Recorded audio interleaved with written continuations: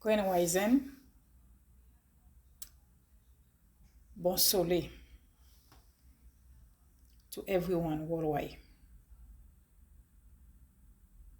Today is August 14, 2026, as a memorial of our ancient ancestor.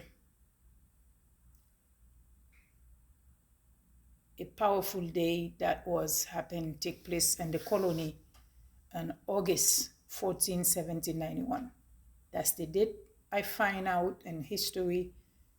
We know when the enemy write in your history, you cannot give them credit for everything. You know they will torture it and manipulate it. August 14, 1791, Kayiman and the awakening of a nation. Bonsoir, les brothers, sisters, friends of Haiti, and friends of freedom, fighter all over the world. I am that I am. My modern name, parents' name, my reincarnation name at the moment as we speak, my name is Marie F. Chan de Baptiste, founder and executive director of Bookman Foundation, Empire Haiti official. Today, August 14, we remember one of the most powerful moments in the history of Haiti and the universal struggle for human freedom. The gathering of Kayiman in August 1791.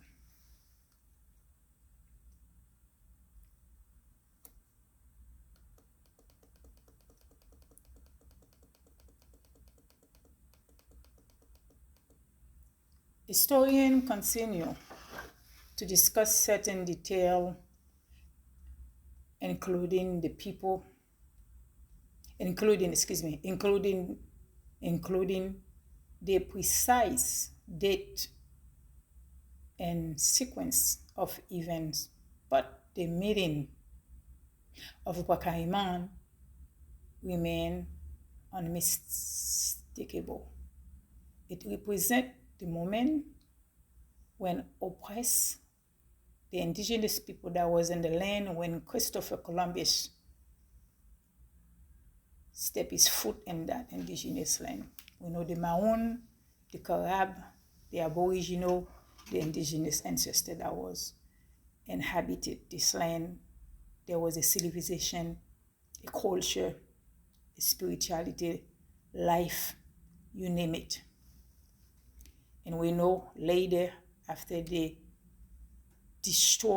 eliminate most of our indigenous ancestors in that land, they all travel abroad, kidnapping other race that look like us from Africa and United States and other places, Latin America, brought to the land now. You know Haiti, but they name Haiti after our independent or ancestor. Call it, bring it back, brought it back to the original name. Haiti means mountain. The land of mountain, the land of light. And you know, during the time of the Spaniard, they call it Saint-Domingue. And now you have also after 1806, Haiti, the land was kidnapping again with the people that were living on it. To this day, you know, a name that would Haiti with Haite, also a fake name, not the original name. Haiti, it represents the moment when oppressor, as you know, you call African today, the ancient name called ancient Kemet, mean black land, And we know another name that Al-Kabulon also was created for the people. So the modern name now, you heard they call African, but the people that living in the other side of this planet don't call themselves African. If they're from Ghana, they call themselves Guyanese. If they're from Nigeria, they call themselves Nigerian. They don't call themselves African. It's just the colonizer that named these folks with the so-called African. They brought to the land also was continued torture, destroy after they were raping our indigenous ancestors, the men and the women, the children. So they need more labors. They kidnapping people all over the world, brought to Haiti. Now you know the name African. That's why in Haiti, you see all mixed race, confused to this day. You know, you see how they fighting, they can get along. Is also a form of ancestor trauma that happened to the Asian people all over the world. After they brought the African, they put themselves together, they united with the other indigenous people that was in the land. They said, no matter what language we speak, which part of the world we came from, we must unite it to eliminate that torture. And Haiti was the first land in the world, even United States, then free nobody from slavery. It was Haiti. They put themselves together, African with the other race, united spiritually, politically, and strategically to declare that slavery could no longer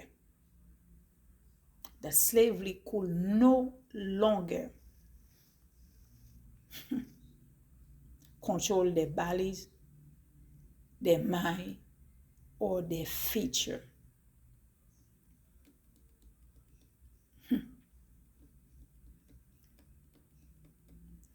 At that time, our land was called Saint-Domingue by the French colonial authorities. It was one of the wealthiest colonies in the world, but that wealth was producing to unimaginable violence.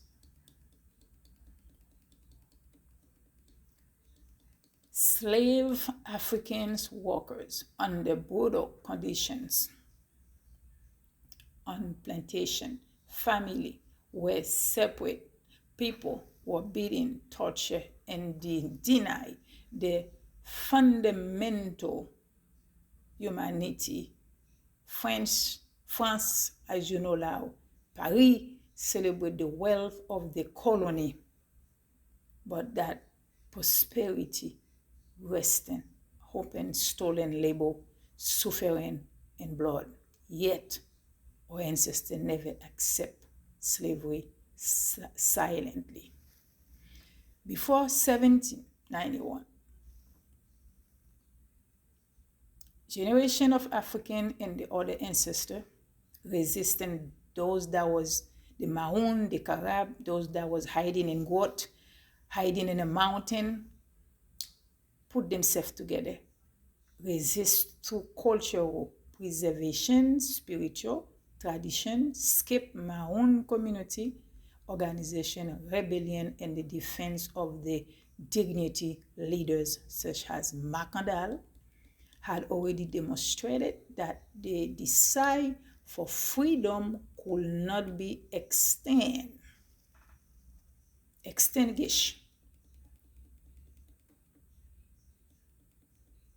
In August 1791, representatives from plantation across the northern plain gathering and secretly Bokmanduti, Ayabombe, emerged as a powerful organizer and revolutionary leader.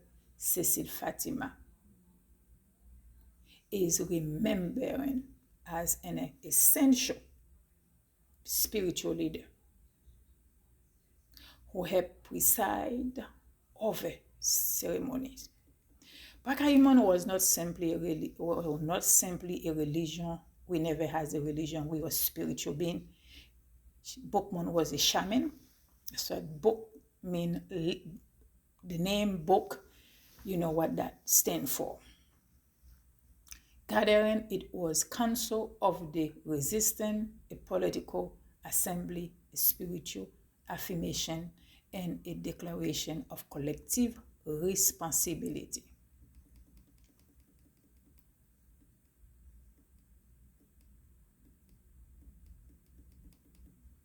Our ancestors understand that no single plantation could defeat the colonial system alone. They had to communicate, they had to organize, they had to trust one another, they had to rise together. Ayabombe. That unity became the power. According to historical tradition, the participant made a solemn commitment to fight for freedom. They call open divine justice, honoring the African and other shaman, the people, the Arawak, the people you call Indian, spiritual inherit, and pledge themselves to a common cause. They were not asking slavery to be kindness. They were not asking the oppressor to reduce the cruelty. They were declaring that slavery itself has to end, and they did end slavery. Within a day of the night of August 22nd into August 23rd, they organized uprising spread across the North Plain. As you know, Okap plantation burned, thousands of joy. The rebellions and the colonial order began to collapse.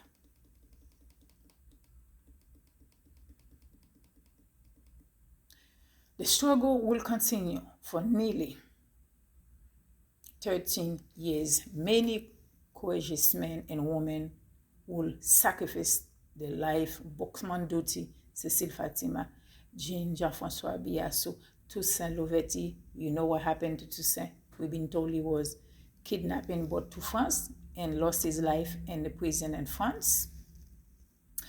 The powerful leader that took over after Toussaint Louverture, Jean-Jacques Dessalines, Catherine Flon. I'm not sure about Catherine Flon. You know, I have to look that up. Sanit Belair, Marie-Jeanne Lamartinière, Capra la mort.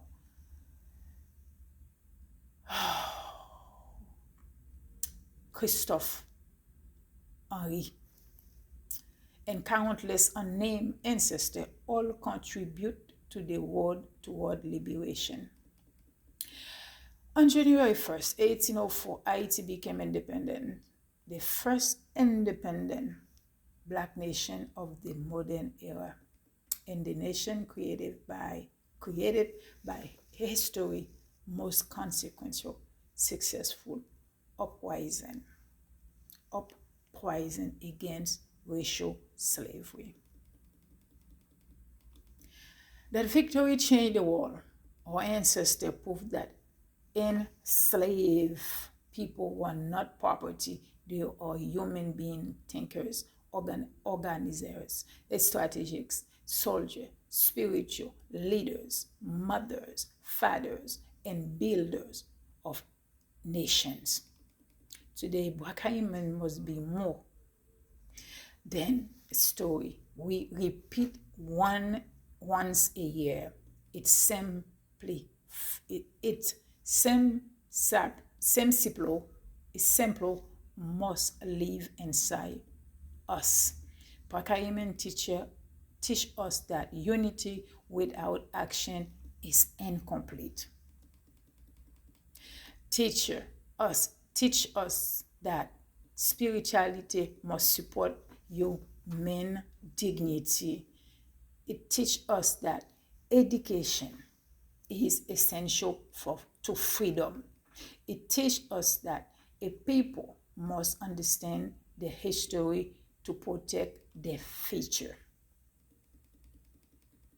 Our generation is not living under the plantation slavery of 1791, but Haiti still faces serious struggle, poverty, political instability, inadequate school, hunger, violence, unemployment, and the abandonment of too many children. We must therefore ask ourselves, what do the spirit of Kayiman require from us today? It requires responsibility.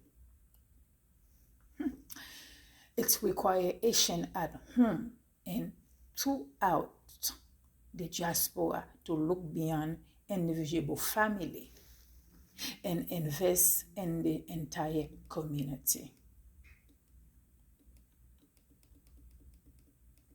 It requires us to educate our children, protect our young people, support teacher, strengthening the family, build institutions, and create opportunity. A nation cannot become free while its children remain without education. A nation cannot become strong while families go hungry. A nation cannot honor its ancestors while forgetting its most vulnerable people. Wow. This is why Bachman Foundation Empire Haiti declare every child must go to school. Every child must go to school. Every child must go to school. Education is not charity. Education is national liberation. When we educate the children, we protect the future of Haiti. When we feed a family, we strengthen the community. When we teach our true history, we restore dignity. When we organize with discipline and purpose, we honor the ancestors who gathering of Kayiman.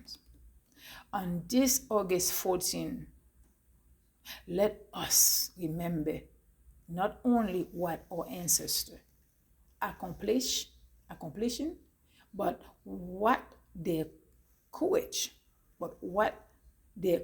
now demand from us. Let us replace division with cooperation. Let us replace empty word with mindful action. Wow. Let us replace hopeless with education, organization, and responsibility. The fire of freedom that awakened in August 1791 must become the light that guides Haiti children today. May we honor Bachman Duty. May we honor Cecile Fatima. May we honor every known and unknown ancestor who fought for liberation. May we build a Haiti worthy of the sacrifice. Every child must go to school. Education, a child feed a family, build a future, change a nation. Long life the memory of Kayiman. Long life our ancestors. Long life a united, educated, sovereign, a prosperous Haiti. Thank you. Ayabombe. May the ancestor will continue looking out for us. Ayabombe. Take care for now.